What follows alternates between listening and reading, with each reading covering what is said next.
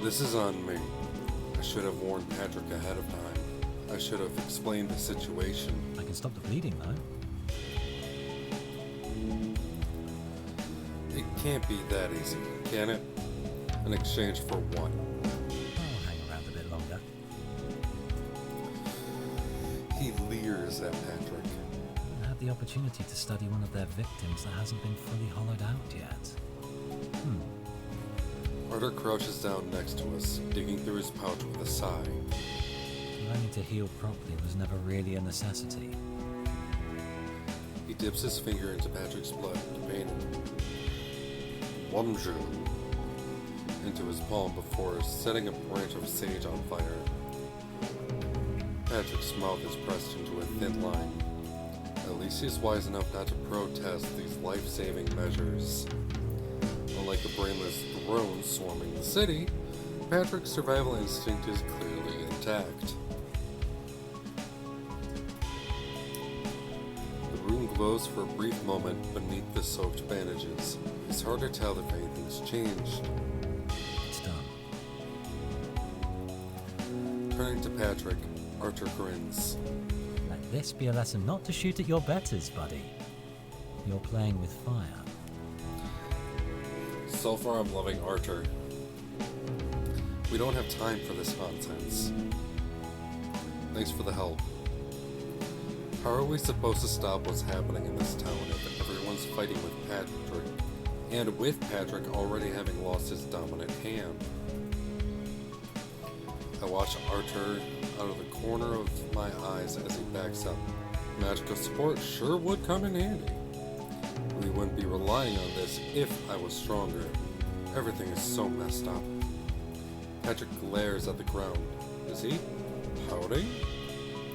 How do I save this? Let's take a break. I brought muffins. Sure, that works. At my suggestion, Patrick rolls his eyes. Sure, let's have a coffee party out in Crazy Town. Was it that bad of an idea? You guys take milk or sugar? Huh? Wait, do you actually have coffee? No, but there's a perfectly abandoned house right behind us. True. From my investigation, I'm fairly sure that we won't be intruding upon anyone's privacy if we break into a house and take some. I'd like milk if there is any. When Patrick refuses to answer, I do it for him. Patrick is fine without anything. It's how he drank it at the train station. Right. I'll get the coffee started while you help Mr. Useless inside. Don't get eaten along the way. As soon as Arthur is out of earshot, Patrick turns towards me. We should dash while we can. With what? You're semi-useless, I'm mostly useless, and we're almost out of our tea. You don't have any. Dash?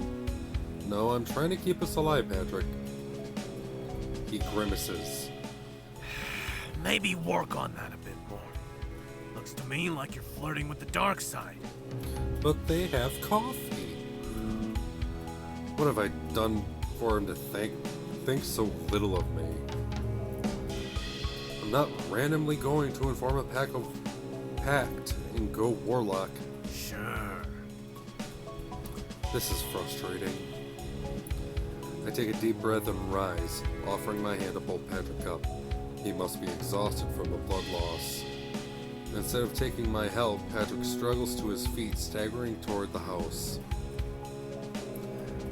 Not going to leave after all? Someone has to keep an eye on the guy until he can be eliminated. Yeah, right. Fair chance of that happening. I follow him. At least I'll get out of the rain for a while. The back door leads straight into a kitchen where a coffee machine is already happily gurgling away. I love coffee. I take the box of muffins from my backpack as Arthur sets plates and forks on the table. They're nestled in colorful paper lines unbefitting of the general mood. Still bringing along sweets is always a good idea. We're up for exchanging information, since we have the same goal and all. Alright. I don't... Not with the likes of you. But why? We figured out the center of the town is the center of the occult activity as well. A weird sort of flawlessness is spreading outwards from Town Hall. The buildings are smooth and everything looks brand new. That's why I was investigating the Town Hall in my search for Patrick. Archer nods while Patrick scowls at me. Yeah, I found traces of occult rituals on the upper floors right before I got swarmed by ridiculous amounts of those weird papery things. With how far they've purged this town to their ideal, they'll have insane power.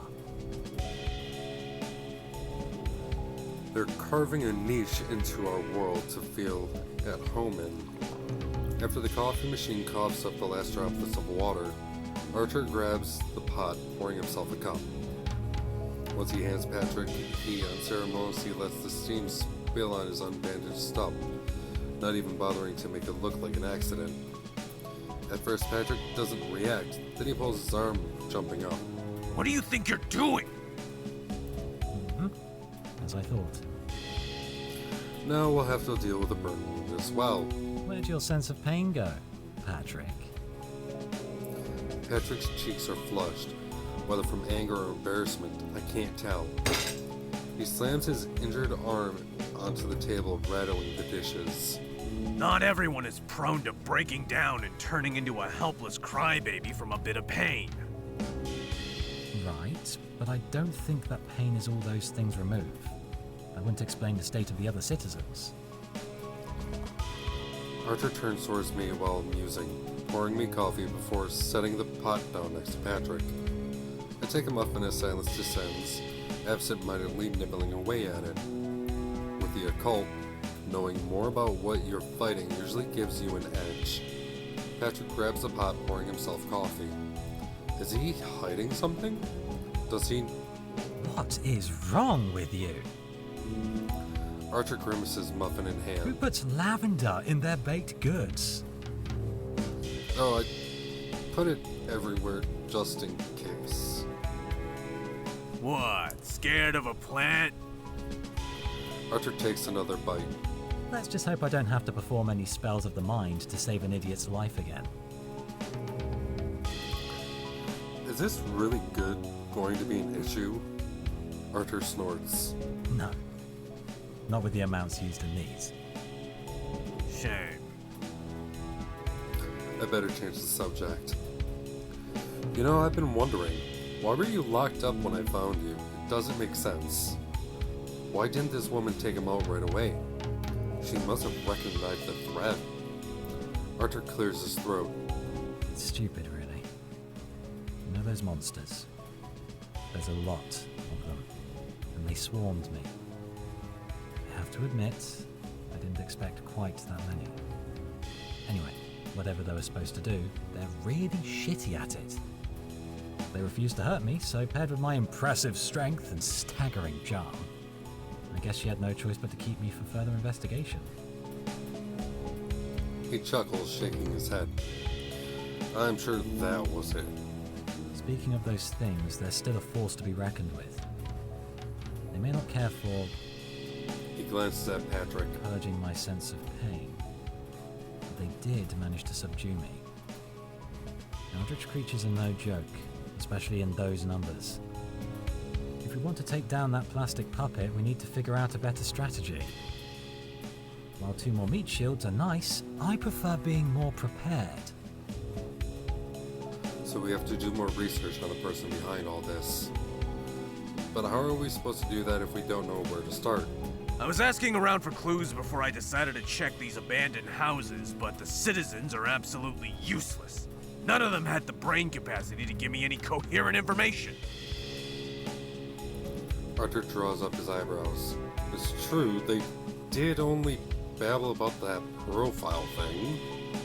Should I have taken one of those papers? I shudder as the preacher comes to mind. If we don't have any further ideas, we can check out the town hall again. It's where I fought her, and it appears to be her base of operations. Sounds like a plan. Patrick? Patrick grimaces, eyes flitting back and forth between us. I suppose it can't hurt to go along with that plan, as long as we do something but wasting time on baked goods. He gathers the remaining muffins, shoving them back into their box and taking the liberty to stash it in my backpack in a fit of impatience, struggling for a moment due to the missing hand. Then it's settled. I rise, reaching for everyone's plates to stack them in a neat pile. I don't think the people who used to live here care for a clean kitchen anymore. Probably not. While he's right, I still put the dishes into the sink. Maybe they ran away when stuff got weird. You play house. I'll take a piss. Good luck with that. Patrick heads further into the house while Archer watches me clean up after us. Your friend's a dick. Yep. He deadpans, getting up, putting on his cloak, and heading toward the back door. Don't say that, he's my partner. Archer pauses, hands on the door handle. Right. So how come he was investigating houses out here while you thought he was kidnapped? How exactly did you lose him? I was in the restroom. When I returned, he disappeared. With one last shrug, Archer pushes open the door, exiting the house into the drizzle. At least it's no longer pouring. Patrick wouldn't have ditched his assigned partner in a place as dangerous as this, would he? So, found any weaknesses in him yet? No. Where did Patrick return? And whom? The Warlock, of course. We'll have to deal with him after we give that pink chick what's coming to her. Patrick, we've got a deal going. We can't turn around and break the deal. Patrick rolls his eyes at me. Whatever. I didn't make any deals. He already tried shooting Archer. If he does it again, there's no way he'll survive. It's alright. Just make sure you don't get in my way. Patrick, too, proceeds outside, leaving me to stare after the two of them before taking a deep breath and stepping out into the cold evening shower. Our way back towards the center of the city is silent with resentment. Patrick keeps shooting Archer, testing glares, while the latter struts ahead, seemingly unaffected. Can we do another locator spout? It worked perfectly on Patrick. Already tried while I was waiting for you guys earlier. She warded herself against them. It's the bare minimum she should do, to be fair. Useless. If Archer heard Patrick smutter, he's thankfully ignoring it. Then he stops walking altogether. It's spreading. The street. When we first came here, it was about as neglected as could be. Now the tar is flawless. It barely expanded when we first got here. The more area they cover with whatever their concept is, the stronger they'll get and the faster they'll spread. It's a dangerous feedback loop. If this keeps going, I may have to teleport to HQ and get backup, should we not find her by tomorrow. His hand balls to a fist at his side. This newfound seriousness is disconcerting. Agatha is gonna kill me. That's the name of the cult leader, isn't it? Patrick exchanged a glance with me. If this Agatha person makes an appearance, there's no way we're leaving the town alive. I think we can all agree that we don't want more of your people to be involved here, can't we? Arthur turns, considering me. Looks like playtime is over. Right. We better stop this as soon as possible. I wouldn't want any neighboring towns to fall prey to whatever is going on here. Not that I was playing at any point. I didn't pay much attention to where we were going, so when I hit something with my foot, I halt. This is where Arthur... Huh. Looks like that dead woman didn't quite fit into the picture of pretend perfection. Nope. While the box with leaflets sits innocently on the pavement, the corpse is gone. The only reminder of what happened is a tiny splatter of blood blemishing the wood. Patrick shoots me a questioning glare, but I shake my head. If I tell him what happened, he'll have only more reasons to start trouble. For once, I have to be strong and suck up my worries. This person died trying to hand me a leaflet. On a whim, I crouched down, grabbed one of the drier sheets of paper at the bottom of the box, and hurried to keep up with the other two. We reached the town square. Not much has changed. People are still milling about, stuck in their mindless routines and ignoring us. On our way to the town hall, despite the murderer in our midst. She had an office upstairs. I was searching it when she found me, so if we're lucky, breaking in will get us the confrontation we seek. Arthur blasts the door, shattering it alongside some sort of magical barrier that briefly crackles to life before vanishing. Nice try, unknown villain.